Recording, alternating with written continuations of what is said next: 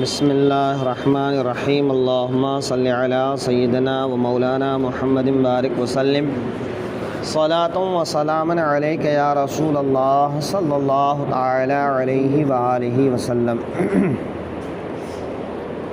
کل کی گفتگو میں یہ کہا گیا تھا کہ اے یہودیوں یا نصرانیوں، دونوں سے خطاب ہے یہاں پر، ام تقولون ان ابراہیم و اسماعیل و اسحاق و یعقوب والاسباط کانوا ہدی او نصارا، بلکہ تم یوں کہتے ہو کہ ابراہیم و اسماعیل و اسحاق و یعقوب اور ان کے بیٹے یہودی یا نصرانی تھے، تو تمہارا یہ کہنا غلط ہے، اس لیے کہ اللہ تعالیٰ نے حضرت ابراہیم کے بارے میں فرمایا ہے ما کان ابراہیم یہودیوں ولا نصرانیہ، کہ ابراہیم نہ یہودی تھے اور نہ نصرانی۔ اور دوسری بات کہ یہودی یا نصرانی حضرت موسیٰ علیہ السلام کے زمانے سے یہودی ہوئے اور حضرت عیسیٰ علیہ السلام کے زمانے سے نصرانی ہوئے، حالانکہ یہ انبیاء کرام تم جن کا نام لیتے ہو یہ ان سے بہت پہلے ہیں، تو جب اس وقت یہودی تھے ہی نہیں تو یہ حضرات یہودی کیسے ہوئے، یا نصرانی تھے ہی نہیں تو یہ حضرات نصرانی کیسے ہوئے؟ ہاں تم یہ کہہ سکتے ہو کہ جو باتیں ہم کہتے ہیں یہ وہی باتیں ہیں جو ان انبیاء کرام نے کہا، تو یہ بھی غلط ہے، اس لیے کہ تم لوگ حضرت عزیر کو یہودی اللہ کا بیٹا مانتے ہیں اور حضرت عیسیٰ کو نصرانی اللہ کا بیٹا مانتے ہیں، حالانکہ یہ انبیاء کرام کسی کو اللہ کا بیٹا نہیں مانتے تھے، کہ اللہ کو اولاد سے پاک مانتے تھے، تو تمہاری باتیں ان کی باتیں ایک جیسی نہیں، اور نہ تمہاری شریعت اور ان کی شریعت ایک ہے، بلکہ شریعت کے بہت سے مسائل ہیں جن مسائل میں فرق ہے، تو شریعت کے مسائل میں بھی تم ان جیسے نہیں ہو کہ تم یہ کہہ سکو کہ ہم وہی بات کہتے ہیں جو وہ انبیاء کرام کہتے آئے ہیں، لہٰذا اس لحاظ سے وہ نصرانی یا یہودی ہوئے، یہ بھی نہیں ہے۔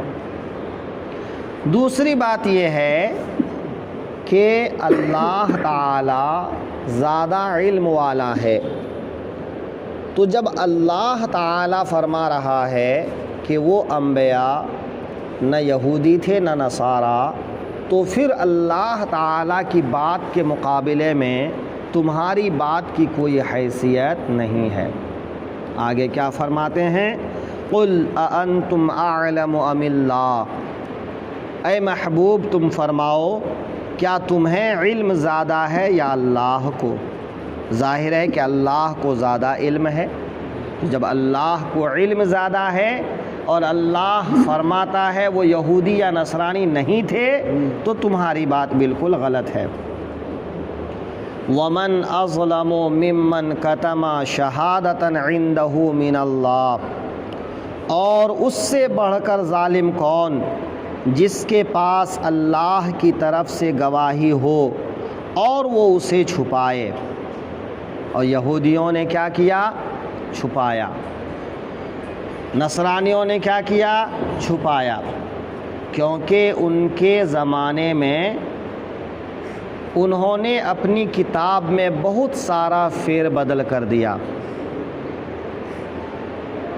احکامات میں بھی اور حضور صلی اللہ علیہ وسلم کے بارے میں بھی۔ جو حکم ان کو سخت لگتا تھا اس حکم کو وہ بدل دیتے، جس پر ان کو لگتا تھا کہ ہم عمل نہیں کر پائیں گے اس کو بدل دیتے تھے۔ امیروں کے لیے، مالداروں کے لیے الگ حکم اور غریبوں کے لیے، دبے کچلے لوگوں کے لیے الگ حکم۔ دنیا دار لوگ ہمیشہ یہی کرتے آئے ہیں۔ انبیاء کرام کی تعلیم سے ہٹنے والا ہر کوئی اسی فارمولے کو آزماتا ہے اور اسی فارمولے پر عمل کرتا ہے۔ یہ صرف انبیاء کرام کی ذات اور ان کے ماننے والے لوگ ہیں کہ جو ہمیشہ انصاف پر ہی قائم رہتے ہیں، اس سے ذرہ برابر بھی ادھر ادھر نہیں جاتے۔ خاندان قریش کے بڑے خاندان سے ایک عورت نے چوری کیا، اور اسلام میں چوری کا بدلہ ہاتھ کاٹنا ہے۔ اس کے قبیلے کے تمام لوگوں نے یہ کوشش کی کہ اس ہاتھ کاٹنے کی سزا کو کسی طرح رکوا دیا جائے تاکہ ہمارے خاندان کی رسوائی اور ذلت نہ ہو۔ لیکن یہ بات حضور کی بارگاہ میں کون کہتے؟ تو ان لوگوں نے دیکھا کہ حضرت اسامہ حضور کے بڑے چہیتے ہیں، بڑے قریبی ہیں، تو ان کو ان لوگوں نے وسیلہ بنایا، سفارشی بنایا، اور کہا جاؤ حضور سے یہ بات عرض کرو کہ یہ ہاتھ کاٹنے کی سزا نہ دیں۔ حضرت اسامہ جھجکتے حضور کی بارگاہ میں یہ بات کہے تو آقائے دو عالم صلی اللہ علیہ وسلم غضبناک ہو گئے اور ارشاد فرمایا، اسامہ تم ایک مجرم کو سزا دلوانے کے بارے میں سفارش کرنے آئے ہو کہ اس کو سزا نہ دی جائے، جبکہ وہ سزا اللہ نے مقرر کی ہے۔ تو اللہ تعالیٰ کی حدود کے بارے میں تم سفارش کرنے آئے ہو۔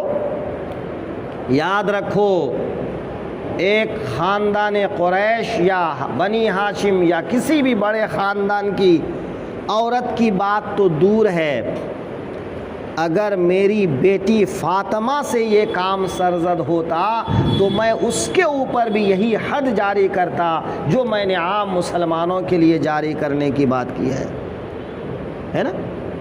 تو دیکھیے کہ آقائے دو عالم صلی اللہ علیہ وسلم نہ بڑے قبیلے کے روب و دبدبے کے زیر اثر آئے اور نہ ان کا خاندانی جاہ و جلال کے زیر اثر آئے۔ آقائے دو عالم نے فرمایا بالکل بھی نہیں، جو اللہ کا حکم ہے وہ نافذ ہو کر رہے گا، اب چاہے وہ جرم کرنے والا کوئی غیر ہو یا اپنا ہو، حتیٰ کہ اگر اپنی اولاد بھی ہو تو میں اپنی اولاد کو بھی وہی سزا دوں گا جو سزا میں عام مسلمان کو دوں گا۔ ذرا دیکھیے تو صحیح کہ حضور نے جو یہ مثال پیش کیا، حالانکہ حضرت فاطمہ سے اس طرح کا کام ہونا ممکن نہیں، لیکن امت کو قیامت تک کے لیے تعلیم دیا کہ جہاں اللہ کی حدود کی بات آئے وہاں قرابت داری نہیں دیکھی جاتی۔ اس کے برخلاف آپ دنیا والوں کو دیکھیں، یہودیوں نے یہی کیا کہ اگر غریب آدمی چوری کرے گا تو اس کا ہاتھ کاٹا جائے گا، اور اگر امیر آدمی ایسا کرے گا، مالدار بڑے خاندان کا کرے گا تو اس کو یہ سزا نہیں دی جائے گی۔ اگر کوئی غریب آدمی زنا کرے گا تو اس کو پتھر مارا جائے گا، لیکن اگر کوئی بڑا آدمی کرے گا تو اس کو ایسا نہیں کیا جائے گا۔ آج بھی وہی چلا آ رہا ہے۔ عصمت دری کرنے والے، اجتماعی عصمت دری کرنے والے بری ہو جاتے ہیں۔ دیکھا جاتا ہے کہ یہ ہماری پارٹی کا ہے تو اس پر کیس ہی نہیں بنتا ہے۔ اور آج صرف کسی خاص علاقے میں نہیں، اس میں کوئی خاص مذہب بھی نہیں، مسلمانوں میں بھی ایسا چل رہا ہے۔ کوئی شیخ کا لڑکا کوئی بڑا سے بڑا جرم کر دے، اس کو سزا نہیں ملے گی۔ ایک غریب آدمی جرم کرے، اس کو سزا ملے گی۔ تو نہ مسلمان احکام الہی پر عمل کر رہے ہیں اور نہ کوئی غیر مسلم۔ اب غیر مسلموں میں چاہے وہ یہودی ہو، نصرانی ہو، مجوسی ہو، مشرک ہو، لادین ہو، کوئی بھی ہو، سب کا یہی نظریہ ہے۔ تو اللہ کے حدود کو پامال کرنا یہ دنیا داروں کا طریقہ رہا ہے، جبکہ اللہ تعالیٰ اپنے انبیاء کرام کو جو احکامات عطا فرماتا ہے، انبیاء کرام اپنی زندگی میں اس پر عمل کرتے ہیں اور اپنے ماننے والوں کو اس پر عمل کی تاکید کرتے ہیں۔ حضرت عمر رضی اللہ تعالیٰ عنہ کے بیٹے ابو شحمہ رضی اللہ عنہ، انہوں نے نبیذ پی لی۔ نبیذ کہتے ہیں کھجور یا چھہارے کو پانی میں چھوڑ دیجئے تو اس کی مٹھاس پانی میں آ جاتی ہے، تو پانی پینے میں اچھا لگتا ہے۔ چونکہ عرب کا پانی اکثر کر کے کھارا نمکین ہوتا تھا، تو وہاں لوگ اکثر کر کے کھجور چھہارے بھیگا کے چھوڑ دیتے تھے اور وہی میٹھا پانی بعد میں پی لیتے تھے۔ لیکن اگر اس کو زیادہ دیر تک چھوڑ دیا جائے تو پھر اس میں نشہ پیدا ہو جاتا ہے۔ تو حضرت ابو شحمہ نے نبیذ پیا اور ان کو اندازہ نہیں ہوا کہ اس کے اندر نشہ ہے، یعنی کھجور یا چھہارے زیادہ دنوں تک رہ گئے اور اس نشے کی کیفیت پیدا ہو گئی، تو حضرت عمر رضی اللہ تعالی عنہ نے ان کو سزا دی، 80 کوڑے لگائے۔ حالانکہ انہی کوڑوں کے صدمے میں ان کی وفات ہو گئی۔ تو حاکم وقت امیر المومنین حضرت عمر رضی اللہ عنہ نے اپنے بیٹے کے ساتھ بھی نرمی نہیں برتی۔ ان کی زندگی میں کئی ایک واقعات ہیں کہ امیر غریب کا امتیاز کیے بغیر انہوں نے سزا دی۔ تو اللہ کی راہ پر چلنے والے ہمیشہ عدل و انصاف پر قائم رہتے ہیں، وہ اللہ کے دین کی باتیں چھپاتے نہیں ہیں، لیکن جو دین سے ہٹے ہوئے لوگ ہوتے ہیں وہ اپنے مطلب کی بات آئے تو بہت اچھالیں گے اور اپنے خلاف بات جانے لگے تو اس کو دبا دیں گے۔ یہ ہر زمانے میں ہوتا آیا ہے۔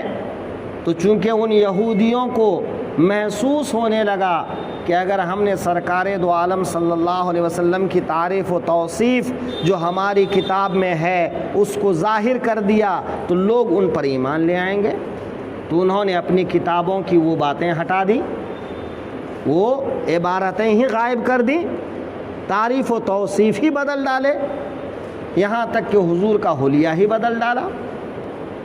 تو اسی کو اللہ تعالیٰ فرماتا ہے وَمَنْ أَظْلَمُ مِمَّنْ كَتَمَ شَهَادَةً عِنْدَهُ مِنَ اللَّهِ، اس سے بڑھ کر ظالم کون جس کے پاس اللہ کی طرف سے گواہی ہو اور اسے چھپائے۔ اور یہ کام کس نے کیا تھا؟ یہودیوں نے، نصرانیوں نے۔ وَمَا اللَّهُ بِغَافِلٍ عَمَّا تَعْمَلُونَ، اور خدا تمہارے کوتکوں سے بے خبر نہیں ہے، تمہارے کرتوتوں سے بے خبر نہیں ہے، تم کو اپنے کیے کی سزا تو ملے گی۔ اور وہ مل کے رہی کہ یہود و نصارہ سب ذلیل و خوار ہوئے، جزیہ دے کر رہنے پر مجبور ہوئے، یا پھر ان کو سرزمین حجاز سے باہر کر دیا گیا کہ دوبارہ حجاز کے اندر تم کو بسنے کی اجازت نہیں ہوگی۔ ہاں وقت لگا، ایسا کرتے کرتے حضرت عمر کا زمانہ آ گیا، لیکن وہ ہو کے رہا، انہیں خیبر سے نکال دیا گیا۔ تو اللہ تعالی انسانوں کو انسانوں سے بدل دیتا ہے کہ اگر تم اللہ کے احکام کو پیٹھ پیچھے چھوڑ دو گے تو اللہ تمہاری جگہ کسی اور قوم کو لے آئے گا۔ ہلاک کر دے گا تم کو، برباد کر دے گا تم کو، تمہارے اوپر ایسے لوگوں کو مسلط کر دے گا کہ جو تمہارا صفایا کرے گا۔ یہی ہوا بھائی، تاتار، منگول، ان سب نے کیا کیا؟ لاکھوں کروڑوں مسلمان کو تہہ تیغ کیا، اور بالآخر کچھ زمانہ گزرنے کے ساتھ وہی منگول، وہی تاتار مسلمان بن گئے۔ تو جنہوں نے بغداد کی گلیوں میں پانی کی طرح سے خون بہایا تھا، وہی اس دین کے محافظ بن گئے۔ تو اللہ تعالیٰ کا وعدہ ہے کہ جب کوئی قوم میرے راستے سے ہٹ جائے گی تو ہم اس قوم کو ہلاک و برباد کریں گے، اور اس کی جگہ ایک نئی قوم لے آئیں گے، دوسری قوم لے آئیں گے۔ اور اللہ تعالیٰ لاتا ہے ایسا، یہ اس کا نظام ہے۔ ظلم ہمیشہ قائم نہیں رہے گا، ظلم ایک نہ ایک دن مٹ جائے گا، اور ان ظالموں کو فنا کرنے والے کوئی نہ کوئی پیدا ہو جائیں گے۔ اس طرح سے جو ہے اللہ کا انصاف دنیا میں ہمیشہ قائم رہا ہے اور ہمیشہ قائم رہے گا۔